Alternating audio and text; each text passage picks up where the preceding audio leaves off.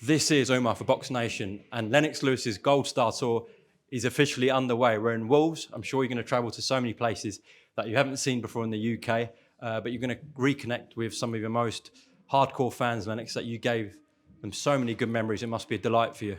It is. I'm very happy because even to see the smiles on people's faces, the excitement on their faces, the way how they're coming at me, they're saying that that I'm a champion, that I'm their father's a champion, their mother's champion. So I feel good about it. Well, Lennox, you definitely went down, if not as the best heavyweight of all time, but certainly right up there. And two more that join you in that list are Muhammad Ali and George Foreman, who recently had their 50th anniversary of the Rumble in the Jungle. One Yeah. of the most incredible sporting moments from Ali, who was written off in that fight. Just give me your recollection of that fight. Man, I remember my mom having a fight party where everybody came over and they were eating food and drinking and watching the fight. And I remember the fight, and like watching it like it was like a Super Bowl. And it stood in my memory for so long that I said to myself, as a champion, I wanted to fight in Africa. So my outcome wasn't as like Muhammad Ali's, but I still fought in Africa because I was, Muhammad Ali's my hero. So I just wanted to follow his path.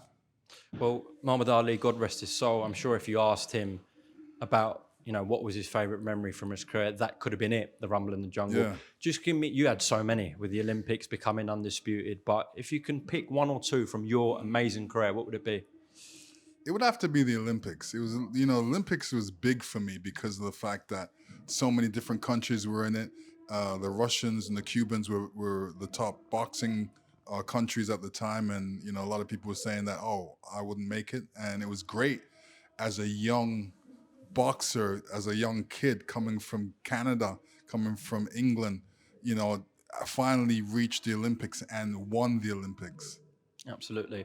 Well, someone who's paving his way to greatness at the moment is Daniel Dubois, who had a tremendous start in his early career, then hit a rocky road, but he's coming off some tremendous wins against Hergovic and Miller, and now notably that night at Wembley Stadium where you were.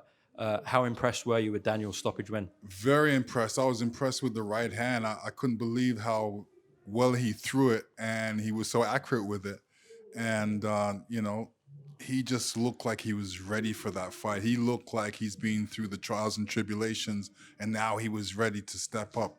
You know, he did it with Baby Miller. He said, what did he say? Baby, big baby, I've got you, or something like that. You're my dad. I'll be your Yeah, daddy. I'll be your daddy. And this is like the first kind of thing we heard from Daniel. He's like, oh, Daniel said that? Wow. He's usually quiet. So that showed that he's got that meanness in him ready. And even when he stood up to Anthony Joshua and said, you don't intimidate me. You don't intimidate me. And Anthony Joshua wanted to hit him with a chair. I'm like, I think Daniel won that first battle, you know. So he's really grown as a fighter. I'm really impressed and happy that he was successful with what he wanted in his life. He wanted to be heavyweight champion of the world. So now he's definitely heavyweight champion of the world, and nobody can dispute that. Lennox, with Daniel, what's so impressive is his jab.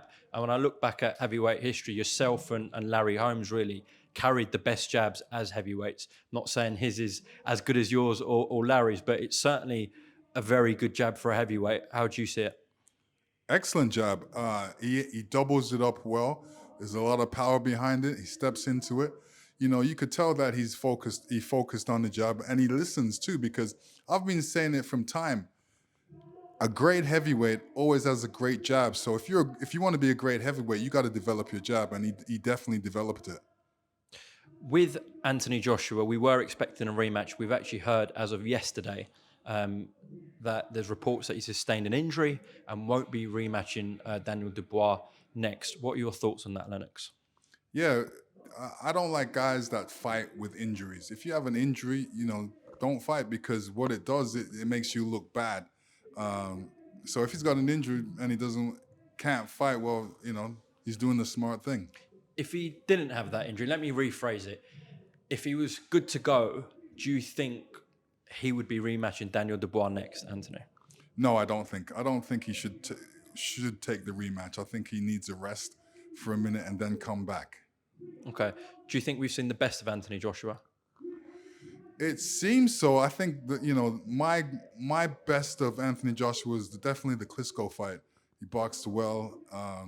He came from off the floor. He showed great heart. So, yeah.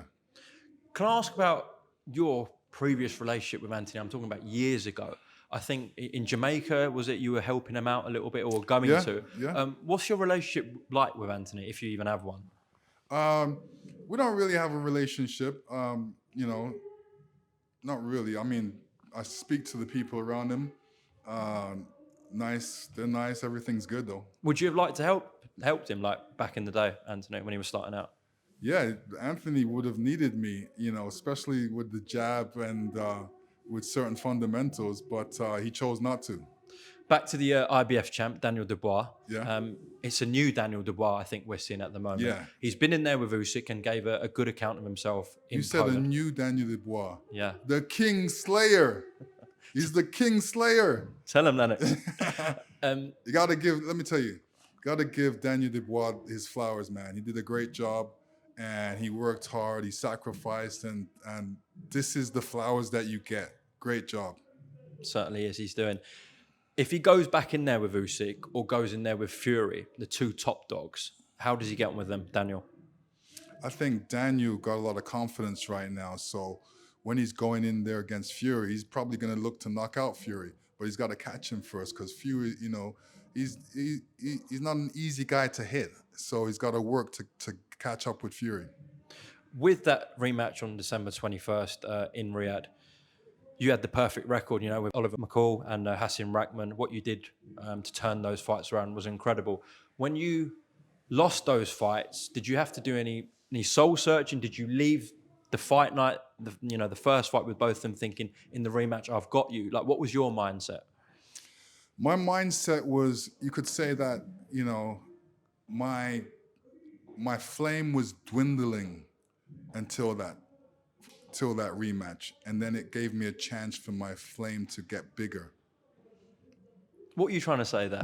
I'm trying to say that, I didn't take it as serious as I should have, and then it made me take it serious because I didn't like to lose. So I took it real serious and I came back on a winning spree. Well, if you were passing some of that great Lennox Lewis wisdom over to Tyson Fury for his rematch, which was a close first fight, what adjustments does he need to make? He threw a lot of punches the first round. I think that he moved too much in the first couple rounds where he should have really won those rounds. I think, I like him with a little bit more weight and throwing that jab a little bit more and not backing up as much, not leaning back as far. I find that the heavyweights right now, they lean back like that. That's a big mistake. It's so easy to say, just going against Usyk and be aggressive, bully him. When Usyk was getting into Tyson's space, actually, that's when he was landing. Is there an argument you'd say that Tyson should actually keep it long, stay on the outside, catch him when he's coming in? How do you think Tyson should box him in a rematch? Listen, Tyson's 6'9". He should use every part of that 6'9" he can. I always say the bigger guy always wins, but you got to use what God gave you. Well, listen, look, Anthony's failed twice with Usyk. Dubois failed. Fury's failed. Chisora failed. Lennox Lewis against Oleksandr Usyk. What would he have done that these other heavyweights currently aren't doing with Usyk? Boxing at their distance, for Tyson, I kept him at distance. Not Tyson, Holyfield, I kept him at distance. And, he moved very well. He threw some great punches, but I came back with great punches as well. Lennox, that rematch is taking place in Riyadh. And actually, this Goldstar tour you're doing, Riyadh season are in association with that as well. What they've done in 1 year of boxing has been nothing short of remarkable. What are your thoughts on what His Excellency in Riyadh season have done for the sport? Yeah, Turki Al-Sheikh has done great things for boxing, and I hope this continues, and I'm going to be there to help him as well. Interesting. Yeah, well, I hope he calls me because I got some things to help boxing because boxing's a great sport. Everybody's trying to help it. He's trying to help it, so we want to make it better. So these young fighters that are coming up, we see some very good British talent coming through the scene at heavyweight. What would your words of wisdom be to them, Lennox? My words of wisdom to heavyweights that are coming up: make sure you get a good team around you. Make sure you make the decisions on the guys that you want to face. Because for me, when I was coming up, I said to Frank, "Yo, who's number 100?" They gave me the name. I boxed him, beat him. Who's number 80? Who's number 60? I just went down the line and until I was like top 10. And then I was like, who's there to take? And I just took one of the guys in the top 10 and beat them. And then go after the next guy. So all I'm doing is following through with my goals. Going after the top guy, but going after the second best, third best, fourth best, until the first best.